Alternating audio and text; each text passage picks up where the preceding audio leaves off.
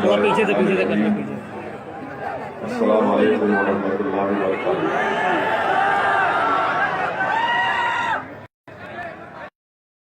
तशरीफ फरमा मंच पर बैठे हुए भाग्यदारी संकल्प मोर्चा के सदर मोहतरम जनाब ओम प्रकाश राजभर साहब, उत्तर प्रदेश मजलिस इत्तेहादुल मुस्लिमीन के सदर मोहतरम जनाब शौकत अली साहब, बैठ जाओ। मजलिस इत्तेहादुल मुस्लिमीन उत्तौला विधानसभा के उम्मीदवार डॉक्टर मन्नान साहब, मेरे मजलिस से रुखा जनाब ओम प्रकाश राजभर साहब के पार्टी के तमाम जिम्मेदारान,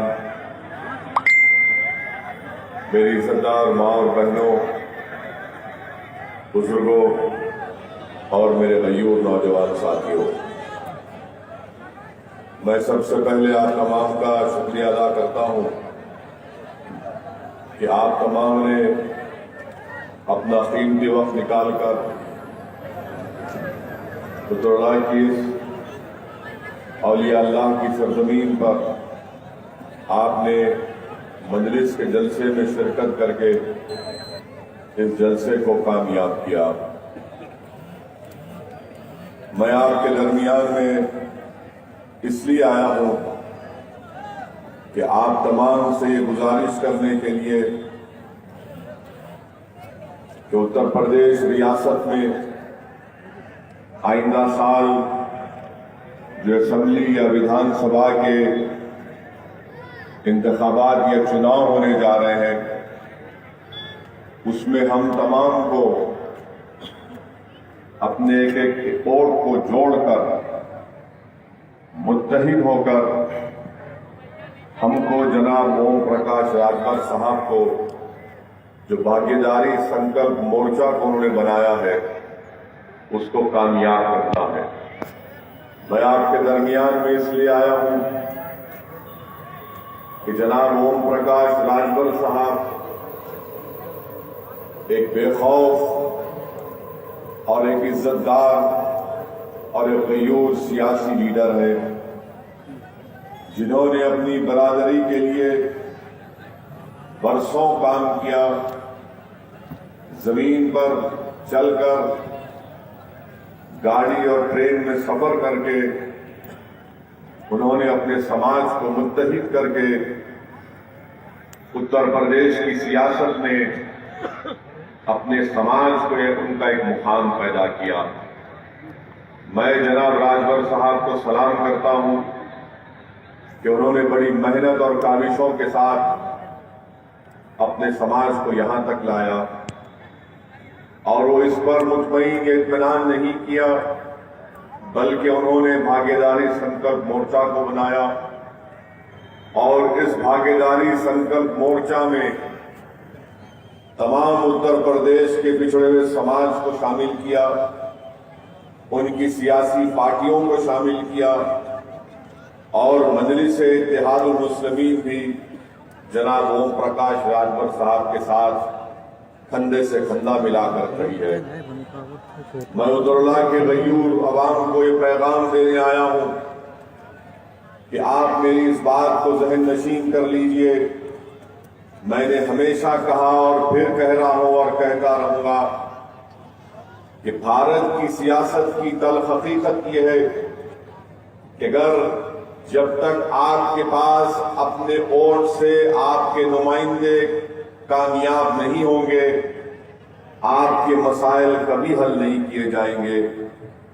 भारत की सियासत की तल्ख हकीकत यह है कि अगर कोई दलित समाज से उसका ताल्लुक है, कोई राजभर समाज से उसका ताल्लुक है, कोई बैकवर्ड क्लास से उसका ताल्लुक है, कोई मुस्लिम अक़लियत से उसका ताल्लुक है, तो याद रखिए आप जब तक अपने नुमाइंदों को कामयाब नहीं करेंगे, अपने विधायक को, अपने सांसद को अपने जिला परिषद के इलेक्शन में अपने ओर से अपनी पार्टी के नुमाइंदों को कामयाब नहीं करेंगे, आपकी आवाज को ही नहीं सुनेगा, आपकी आंख से बहने वाले आंसुओं की कोई परवाह नहीं करेगा, आपके चेहरों पर जो मसाइब और मुश्किलात रोनुमा होती हैं, तो इख्तिदार की कुर्सियों पर बैठने वाले जालिम लोग बजाय उन जुल्म को और उस तकलीफ को महसूस करें, वो मुस्कुराते रहेंगे।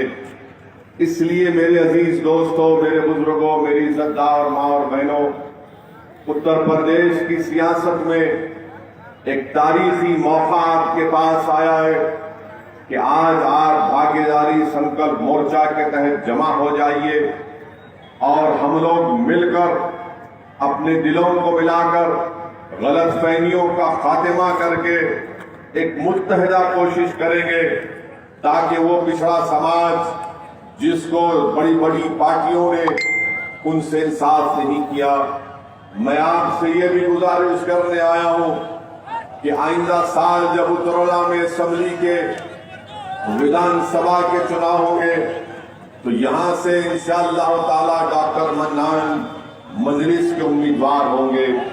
मेरे अजीज दोस्तों और बुजुर्गों, आप जानते हैं कि उत्तर प्रदेश में बीजेपी की सरकार बनी। पिछले 4 साल से बीजेपी की सरकार है और उत्तर प्रदेश रियासत के चीफ मिनिस्टर मुख्यमंत्री जनाब योगी आदित्यनाथ हैं। इन्होंने कोई कसर बाकी नहीं रखी कि भारत के संविधान की धज्जियां उड़ाई जाए। इन्होंने कोई कसर बाकी नहीं रखी कि सिर्फ एक ही मजहब की, एक ही तबके की, एक ही जात बरादरी की बात करें। इनका हालिया बयान आपने सुना होगा कि उत्तर प्रदेश के मुख्यमंत्री ने कह दिया कि भारत को विश्व में उसका मुकाम इसलिए नहीं मिल रहा है क्योंकि हम सेकुलरिज्म को मानते हैं।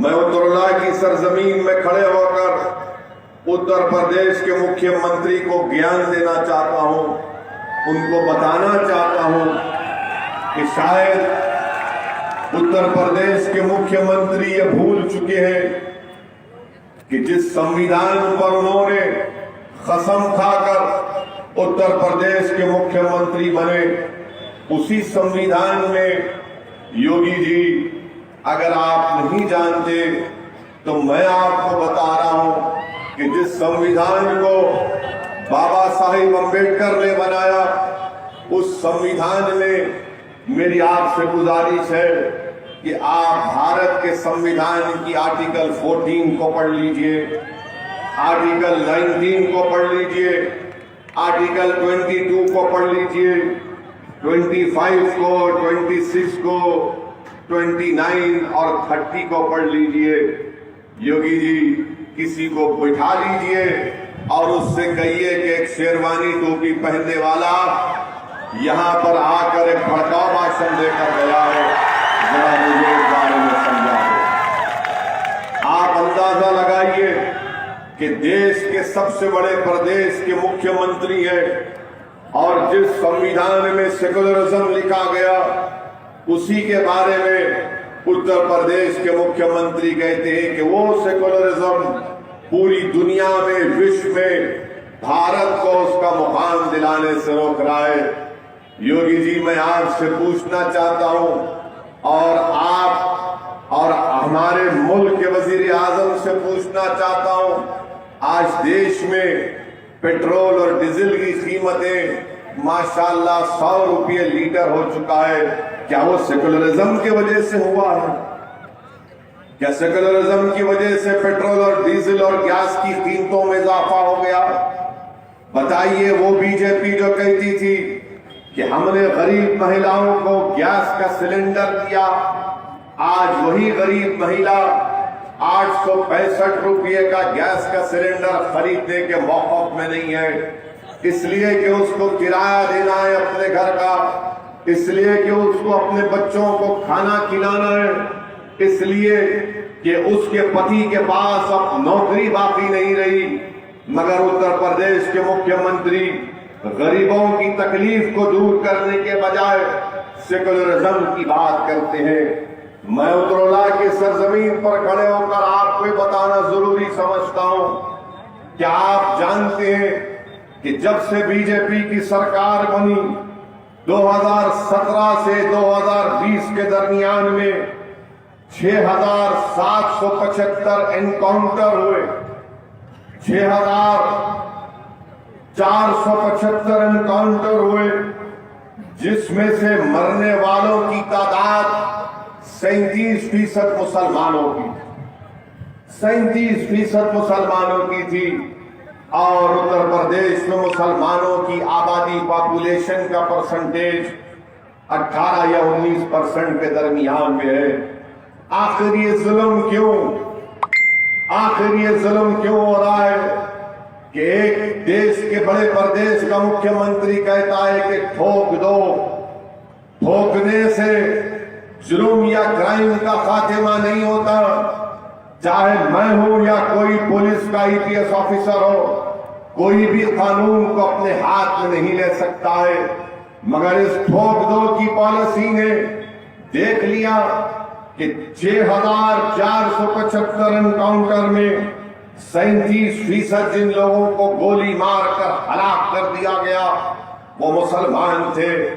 बताइए मेरे अजीज दोस्तों और बुजुर्गों, क्या ये हुकूमत संविधान के तहत काम कर रही है? क्या उत्तर प्रदेश में रूल ऑफ लॉ है या रूल बाय गन है? इसका फैसला यकीनन उत्तर प्रदेश की जनता करेगी।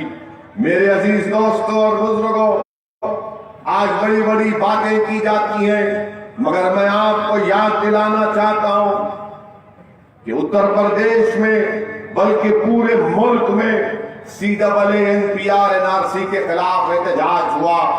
हम सब ने मिलकर एहतजाज किया इसलिए कि वो कानून भारत के संविधान के खिलाफ था। वो कानून राइट टू इक्वालिटी, मसावात और बराबरी के खिलाफ था। पार्लियामेंट में जब इस पर बहस हो रही थी तो मैंने बीजेपी के 300 सांसद के सामने खड़े होकर भारत के संविधान की दलाइल को देकर ये बताया कि मजहब के नाम पर सिटीजनशिप का कानून नहीं बन सकता। मजहब के नाम पर आप मुसलमानों से सिटीजनशिप नहीं छीन सकते। और मैंने पूरी पार्लियामेंट में सांसद में खड़े होकर उसको काला कानून करार दिया और उस काले कानून की कॉपी को फाड़ा। मैं मुबारकबाद कि उत्तर प्रदेश में 23 मुसलमानों को गोली मारकर उनकी जानें ले ली गई। बताइए ये कौन सा इंसाफ है कि गोली मारकर इनको जान ले ली जाती है? और ये मैं नहीं कह रहा हूं, सुप्रीम कोर्ट के रिटायर्ड जस्टिस की रिपोर्ट है, रिटायर्ड जज की रिपोर्ट है, जिन्होंने कहा कि उन बच्चों की जान लेने के लिए गोली मारकर उनको खत्म कर दिया गया। वो 23 मरने वाले कहां के थे? अलीगढ़ के थे, मुजफ्फरनगर, आपके माओ बैरेज और बुलंदशहर से इनका ताल्लुक था। मेरे अजीज दोस्तों और बुजुर्गों, ये इस तरह से अगर संविधान की धज्जियां उड़ाई जाती रहेंगी तो बताइए फिर हमारे मुल्क में जमहूरियत का क्या होगा? उत्तर प्रदेश में फ्रीडम ऑफ एक्सप्रेशन का क्या होगा? आज मरने वालों के घरों में कोई जाकर उनसे पूछता नहीं है। वो 23 लोग जो मर गए, आज दुनिया उनके घर की तरफ रुख नहीं करती। कोई उस मरने वाले माँ की बेटे से जाकर नहीं पूछता कि माँ तो सुकून में है या नहीं। मरने के बाप के पास कोई जाकर उससे पूछता नहीं है कि चचा आपकी जिंदगी कैसे गुजर रही है। अल्लाह ही बेहतर जानता है कि जिन लोगों की जानें चली गई, आज उनके घर में कितना गम होगा, कितनी तकलीफ और कर्ब में अपनी जिंदगी गुजार रहे। मगर मैं आपको ये बात बताने आया हूं कि याद रखो मेरे अजीज दोस्तों और बुजुर्गों, इस मुल्क और इस मुल्क के संविधान को बचाने के लिए हमको अपनी जान के नजराने भी देना पड़े तो हम देते रहेंगे। अगर हमको अपनी जान कुर्बान करना पड़ा तो यकीनन इंशाअल्लाह ताला अगर मैं आप एक खून का खतरा बहाएंगे, मैं आपसे वादा कर रहा हूं कि मैं हमेशा अल्लाह से दुआ करता हूं कि अल्लाह तो मुझे जब तक इस दुनिया में जिंदा रखेगा मुझे ऐसी जिंदगी दे कि दमे वापसी तक मैं तेरे सामने सजदा करूं, इख्तिदार की कुर्सियों पर बैठने वालों के सामने अपने सर को ना झुकाऊं। मैं हमेशा अल्लाह से दुआ करता हूं कि रब्बे करीम आप मुझे जब तक जिंदा रखेंगे मेरी जबान आपके जिक्र से तर होती रहे। मैं अल्लाह से हमेशा दुआ करता और करता रहूंगा कि अल्लाह तो मुझे जब तक जिंदा रखेगा मुझे मेरी जबान में वो ताकत दे कि मैं जालिमों के सामने खड़े होकर उनके जुल्म पर इंसाफ का मुतालिबा करता रहूं। मेरे अजीज दोस्तों और बुजुर्गों, अल्लाह मुझे जब तक जिंदा रखेगा ये मेरी जिंदगी का नस्ब-उल-ऐन है। अल्लाह मुझे जब तक जिंदा रखेगा मैं अल्लाह से दुआ करता हूं कि या अल्लाह मुझे अपने हबीब हाथ के आगे सर झुकाते हैं। मैं आपको ये तयक़ुन देने आया हूं कि ये मेरी जिंदगी का नस्ब-उल-ऐन है। मेरे अजीज दोस्तों और बुजुर्गों, जो जुल्म किया जा रहा है इंशाअल्लाह ताला ये जुल्म का खातिमा होगा, ये जुल्म का खातिमा होगा। कहां गई इंसानियत? ये हमारा देश का जश्न मनाएंगे। किस बात का जश्न मनाओ? किस बात का जश्न मनाओगे? एक बच्चे को मारकर उसका वीडियो बनाते हैं। हम कौन सा खराज अकीदत गांधी को पेश कर रहे हैं? हम कौन सा खराज अकीदत सरदार पटेल को पेश कर रहे हैं? हम कौन सा खराज अकीदत उन मुजाहिदीन आजादी को पेश कर रहे हैं? हम कौन सी मोहब्बत सुभाष चंद्र बोस नेता दो? मगर इंसानियत तो सबसे बड़ी चीज है। अगर मैं अच्छा मुसलमान, अगर मैं अच्छा इंसान नहीं हूं तो मैं अच्छा मुसलमान नहीं बन सकता। अच्छा मुसलमान बनने के लिए अच्छा इंसान बनना पड़ेगा, और अच्छा इंसान बनने के लिए कमली वाले आका ने क्या कहा था कि तुम जमीन वालों पर रहम करो, आसमान वाला तुम पर रहम करेगा। यहां रहम नहीं किया जा रहा है, यहां पर रहम नहीं किया जा रहा है, यहां पर जुल्म किया जा रहा है, यहां पर नफरत के इजाफा किया जा रहा है। बताओ जब ये नफरत इतनी फैल जाएगी तो फिर मुल्क में क्या होगा? कौन एक्सट्रीमिज्म की तरफ जा रहा है? कौन रेडिकलाइज हो चुका है? मेरे अजीज दोस्तों और बुजुर्गों, ये बात आपको समझने की जरूरत है। इसीलिए इस नफरत के खात्मे के लिए, ताकि वो मासूम बच्चे जो आज हमारी सफों में बैठे हैं उनको कोई मारे ना पीटे, उस बच्चे के माँ बाप की कोई बेइज्जती ना करे, इसीलिए ओम प्रकाश राजभर साहब ने संकल्प मोर्चा बनाया है। और हमको जुल्म के खात्मे के लिए, इंसाफ को हासिल करने के लिए, मेरे अजीज दोस्तों, मेरी इज्जतदार माँ और बहनों, हमको नफरत के खिलाफ मुत्तहिद होना पड़ेगा। हमको ये लड़ाई जो लोग लड़ा रहे हैं इसके खात्मे के लिए, शहर के खात्मे के लिए, इस मुल्क, इस देश को बचाने के लिए, उत्तर प्रदेश में मोहब्बतों की फिजाओं को आम करने के लिए मेरी आपसे गुजारिश है कि आपने बहुत मौका दिया, सपा को दिया, बीएसपी को दिया, कांग्रेस को दिया। अब मैं आपसे अपील कर रहा हूं कि आज आपके सामने एक ताकतवर रूप में संकल्प मोर्चा, जिसकी ओम प्रकाश राजभर क़यादत कर रहा है, मेरी आपसे गुजारिश है कि आप इनका साथ दें, मुत्तहिदा तौर पर अपने के कोर्ट का इस्तेमाल करें। और जो लोग राजभर साहब को और असदुद्दीन ओवैसी को बी टीम का बात करते हैं, मैं उनसे कहना चाह रहा हूं, प्यारे, हम बी टीम नहीं है, हम बी टीम नहीं है, हम वो टीम है, हम तराजू क्या वो पल्ला है कि जिसका साथ देंगे वो तख्त पर बैठ जाएगा, हम जिसका साथ छोड़ देंगे वो तख्ते पर लेट जाएगा इंशाअल्लाह। तो अब तुम अपनी फिक्र करो और तुम वो बात याद रखो, ये तमाम नाम निहाद सेकुलर पार्टी से कहना चाह रहा हूं जो ये समझते हैं कि मुसलमान हो या राजभर हो या दलित हो या बैकवर्ड क्लास हो, उसका तो वोट हमारे जेब में है। नहीं, अब तुम्हारी जेब में कोई चीज नहीं रखा गया है। तुम्हारी जेब खाली हो चुकी है। तुम बेईमान थे, इसलिए तुम्हारे लोग तुमको छोड़कर चले गए। अब सबकी नजरें ओम प्रकाश राजभर और मजलिस इत्तेहादुल मुस्लिमीन की तरफ लगी हुई है।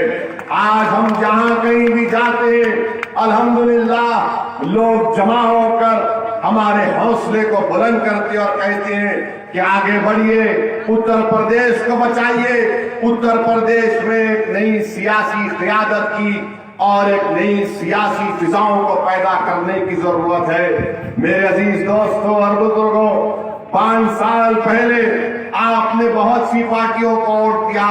मैं 5 साल पहले भी उत्तर प्रदेश में मुख्तलिफ मुकामात पर जाकर अपनी बात को रखा, मगर उस वक्त आपको कहा गया था कि सेकुलरिज्म को बचाना है। आपको कहा गया था कि सेकुलरिज्म को बचाना है, सेकुलरिज्म को बचाना है। और आपने देख लिया कि सेकुलरिज्म को तो नहीं बचा पाए, मगर अपने खानदान को बचा लिया। सेकुलरिज्म को तो बचा नहीं पाए, मगर अपने रिश्तेदारों को बचा दिए। और हुआ क्या कि नुकसान उनका नहीं हुआ जो कल मुख्यमंत्री थे, आज भी वो आराम से अपने घर में सो रहे हैं, मगर बुरा हाल किसका हो गया? बुरा हाल मेरा हो गया। आज मेरी आवाज को दबा दिया जाता है। मेरे महल्ले जात में, मेरे गांव में, मेरे शहर में जहां पर गरीब और कमजोर बसता है, वहां पर कोई डेवलपमेंट नहीं किया जाता है। मेरे अजीज दोस्तों, मेरी इज्जतदार माँ और बहनों, इसलिए आपसे अपील कर रहा हूं कि एक विकल्प, एक ऑल्टरनेट पॉलिटिकल प्लेटफॉर्म आपके सामने आया है, आप इसका साथ दीजिए। और फिर बहुत से लोग मुझे ये पैगाम दिए कि किसी ने कुरान करीम के बारे में कुछ कह दिया है। मेरे अजीज दोस्तों और बुजुर्गों, इन लोगों के बारे में क्या कह सकते हैं? नाम वसीम होगा, ये नाम वसीम नहीं, बल्कि इसको तो लईम पुकारना चाहिए, इसको तो लईम पुकारना चाहिए। और ये लोग वो लोग हैं जो फिरका परस्ती को इजाफा करना चाहते हैं। ये वो लोग हैं जो हमारी सफों में इंतशार को बर्पा करना चाहते हैं। ये वो लोग हैं हमारे इख्तलाफात को और फरोग देना चाहते हैं। जो जिम्मेदार होगे, जल्दी नहीं जाओगे प्यारे, आराम से रहोगे, तुम देखोगे कि क्या होता है। मेरे अजीज दोस्तों और बुजुर्गों, मेरी आपसे एक और बात आप तक कहना था कि मजलिस के ताल्लुक से लोग हमको कहते हैं कि जहां हम लड़ते हैं वहां बीजेपी जीत जाती है। मेरे अजीज दोस्तों, पढ़कर फूक कर आए थे क्या? आप वहां पर हार गए। आप हारते हैं तो उसका कोई तस्करा नहीं होता। अब हम जब आगे बढ़कर गरीब मजलूम अवाम के इंसाफ के लिए लड़ते हैं तो इनको पेट में दर्द शुरू हो जाता है, इनको सर में दर्द शुरू हो जाता है। जरूर आपके सर में दर्द होना चाहिए, आपको तकलीफ होना चाहिए, अभी भी वक्त है। हमारी इन बातों का जिसका जिक्र ओम प्रकाश राजभर साहब ने किया, संजीदगी से गौर करिए, उस पर सोचिए, वरना नुकसान हमारा कुछ भी नहीं है। हमारे पास ना कोई महल है, ना हमारे पास कोई चीज है। अगर फिर तुम चले गए गुमनामी की वादियों में, तो याद रखो जो तुम्हारा महल तुम्हारे पास है वो इंशाअल्लाह कहीं वीरान ना बन जाए। वरना दुनिया देख कर कहेगी कि हाँ, ये खंडेर बता रहा है कि इमारत किसी जमाने में शानदार थी। अब इनको सोचना है कि क्या इक़दाम करना है। हम और राजभर साहब बिहार में मिलकर इलेक्शन लड़े थे। हम वहां पर भी अपने पार्टी को मजलिस और राजभर साहब साथ थे। बिहार में मजलिस के 5 MLA जीत कर गए और जीतकर सीमांचल के इलाके से गए, जिस विधानसभा को खड़े होकर बेखौफ होकर आवाम के मसाइल को बयान करते हैं, उसी तरह मजलिस के मेले बिहार की विधानसभा में हर मसले को उठाते हैं। इतना उठाया कि बिहार के चीफ मिनिस्टर नीतीश कुमार ने चिढ़ गए, गुस्सा आया और कहा कि मैं देख लूंगा। तो हम नीतीश कुमार से कहे कि आप क्या देखेंगे? के इंसाफ के लिए डॉक्टर मन्नान लड़ेगा, उत्तरला के इंसाफ के लिए डॉक्टर मन्नान जीतेगा, उत्तरला के डेवलपमेंट के लिए डॉक्टर मन्नान हुकूमत वक्त से अपने मुतालिबात को मनवा लेगा। मेरे अजीज दोस्तों और बुजुर्गों, ये हमारा इत्तेहाद सिर्फ आने वाले विधानसभा इलेक्शन के लिए नहीं है, बल्कि आने वाले जिला परिषद के इलेक्शन के लिए भी है। और इंशाअल्लाह ताला अगर 2024 में पार्लियामेंट के इंतखाबात होंगे तो मजलिस और ओम प्रकाश राजभर साहब मिलकर पार्लियामेंट का चुनाव भी लड़ेंगे। और हमारी यह ख्वाहिश होगी कि ओम प्रकाश राजभर साहब के नुमाइंदे भारत की संसद में भी ये पीला और हरा झंडा लेकर आएंगे इंशाअल्लाह ताला। मेरे अजीज दोस्तों और बुजुर्गों, कर्नाटक में जो उत्तर प्रदेश में मेरे तमाम मजलिस रुखा काम कर रहे हैं, उनको आप कामयाब और कामरान करेंगे।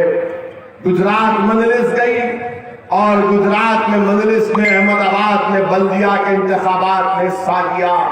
वहां पर अहमदाबाद में मजलिस के 7 अरकान बल्दिया कामयाब हुए। गोधरा में 7 जीते। मोडासा में मजलिस सबसे बड़ी अपोजिशन पार्टी मोडासा में बनी। कांग्रेस को हमारे से मजलिस से कम सीटें मिली।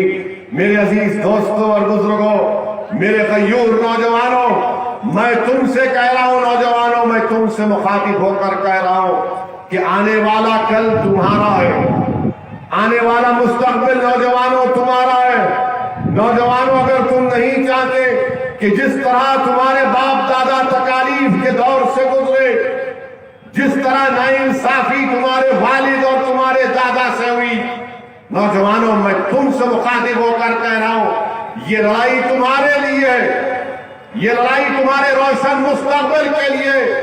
अगर आज तुम इस संकल्प मोर्चे का साथ नहीं दोगे तो कल अगर तुम्हारा दिन खराब होगा, तुम्हारा मुस्तकबिल खराब होगा, तो इसकी जिम्मेदारी तुम पर आयद होगी। नौजवानों मुत्तहिद हो जाओ। यकीनन इख्तिलाफ हो सकता है और इख्तिलाफ फितरी चीज है, मगर इख्तिलाफ इतना नहीं बढ़ना चाहिए कि हम अपने हाथों से अपने मुस्तकबिल को कुचल कर रखें। मैं अपनी मां और बहनों से कह रहा हूं, मेरी इज्जतदार मां और बहनों से भीख मांग रहा हूं कि जिस तरह तुमने अपनी जिंदगी खौफ में गुजार दी कि क्या होगा, आज हम तुमसे अपील कर रहे हैं कि तुम अपने बच्चों की सरपरस्ती करो, अपने बच्चों के हौसलों को बुलंद रखो। डरने और घबराने की जरूरत नहीं है। यकीनन ये डर और खौफ के माहौल का खात्मा होगा। मैं अपने बुजुर्गों से अपील कर रहा हूं कि आप हमारी सरपरस्ती करिए। आपने बड़े मसाइब और मुश्किलात के दौर में अपनी जिंदगी को गुजारा है। आपने इस रियासत में बड़े बड़े वाहियात किस्म के हादसात और वाकयात को देखा। आपने बाबरी मस्जिद की शहादत को देखा, आपने फसादात को देखा। मैं अपने बुजुर्गों से इल्तिजा कर रहा हूं कि आप मुझ जैसे दीवाने की सरपरस्ती करो, मुझे आप गाइड करो। अगर मैं गलती करता हूं तो मुझे सही करो। आप मेरा हाथ पकड़कर इस अंधेरी रात में एक रोशनी का मीनार बनकर मुझे रास्ता दिखाओ। मुझे खौफ नहीं है, मैं आग में कूदने को तैयार हूं, मैं खाई में कूदने को तैयार हूं। इसलिए तैयार हूं कि मैं चाहता हूं कि मुझे हक मिले, इन बच्चों को उनका रोशन मुस्तकबिल उनको मिले।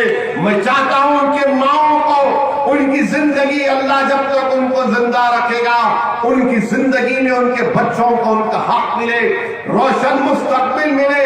हमारे बच्चों के लिए स्कूल का इंतजाम हो, जुल्म का फातिमा हो। अरे अगर आज जरूरत है तो स्कूल और यूनिवर्सिटी में हमें अपने रहेंगे इंशाअल्लाह। उत्तर प्रदेश में आप लीडर बनेंगे। उत्तर प्रदेश में आप कायद बनेंगे और इंशाअल्लाह मिलना चाहिए। का खातिमा करो। कोई दिन ऐसा नहीं जाता कि कोई हमारी बहन रोती है, जहेज की लानत की वजह से शादी की में आसानी पैदा करो, ये माशरे की बुराइयों का खातिमा करो और नेक हो जाओ, एक हो जाओ। और याद रखो, नहीं है सेकुलरिज्म का बोझ सबको उठाना पड़ेगा। हम 60 साल से खाली कूली बने हुए और जो हमारा वोट हासिल करते गए वो नेता बन गए, विधायक बन गए, सांसद बन गए, मुख्यमंत्री बन गए और हमको एक चपरासी की नौकरी तक नहीं। आज मैं आपसे अपील कर रहा हूं कि नाइंसाफियों का खात्मा इसी वजह से हो सकता है कि हम मुत्तहिद हो जाएं, अपने पार्टी के उम्मीदवारों को कामयाब करें। कामयाब हो सकते हैं, डरने और घबराने की जरूरत नहीं है। मेरे इस जलसे के बाद बड़े बड़े मुनाफिकीन आएंगे, डरने वाले आएंगे जो योगी से डरते हैं, मोदी से डरते हैं, जो इन तमाम सेकुलर पार्टी के नेताओं से डरते हैं। मैं उन मुनाफिकीन से कह रहा हूं कि मैं तुमसे ना डरता था, ना कभी डरता रहूंगा, ना मैं तुम्हारे सियासी आखाओं से डरता हूं। मैं किसी से नहीं डरता, मैं सिर्फ अल्लाह से डरता हूं। हाँ, अगर मेरे मुकद्दर में अल्लाह जेल लिखा है तो जेल को जाऊंगा, अगर मेरे मुकद्दर में अल्लाह गोली लिखा है तो अल्लाह, मैं तो दुआ कर रहा हूं कि हमेशा दुआ करता हूं काबतुल्लाह शरीफ के सामने और नबी करीम सल्लल्लाहु अलैहि वसल्लम के उन जाली मुबारक के सामने खड़े होकर भीख मांगा हूं कि आका जब तक जिंदा रखना है रखो, आपके दर का कुत्ता बनाकर रखो, या फिर आपके इस हलाल पर अपनी जान को मैं कुर्बान कर दूं। मेरे अजीज दोस्तों, डरने की जरूरत नहीं है। याद रखो, हम दुनिया में एक ही बार मरने को आए हैं। इज्जत से जिंदगी गुजारो, बेखौफ होकर अपनी जिंदगी लो। क्यों?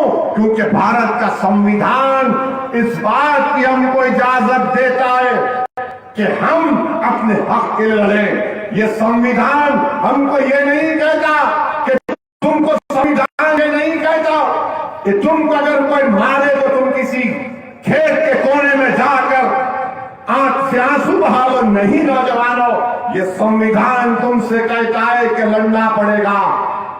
जब तक तुम लड़ोगे नहीं, उठोगे नहीं अपने हक के लिए, कोई तुम्हारा हक देने वाला नहीं है। तुम लाख रो, भीख मांगो, कुछ नहीं देने वाले।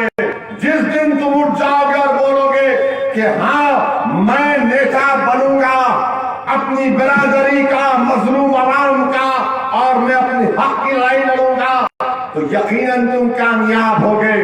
याद रखो, अगर कोई नौजवान ये कहेगा असदुद्दीन ओवैसी को जज्बाती बात कह गया, मगर मेरे सामने योगी है, मोदी है, अखिलेश है, बीएसपी है। मेरे अजीज दोस्तों और बुजुर्गों, मेरे गैरतमंद नौजवानों, मैं तुमसे सिर्फ एक बात कह रहा हूं, तुम नियत कर लो, तुम इरादा कर लो, तुम खड़े हो जाओ। तुम्हारी नीयत खालिस होनी चाहिए। अल्लाह इन बड़े बड़े पहाड़ों को तुम्हारे रास्ते से हटा देगा इंशाअल्लाह। अल्लाह तुमको कामयाब करेगा और अल्लाह तुमको अपने मंजिल मकसूद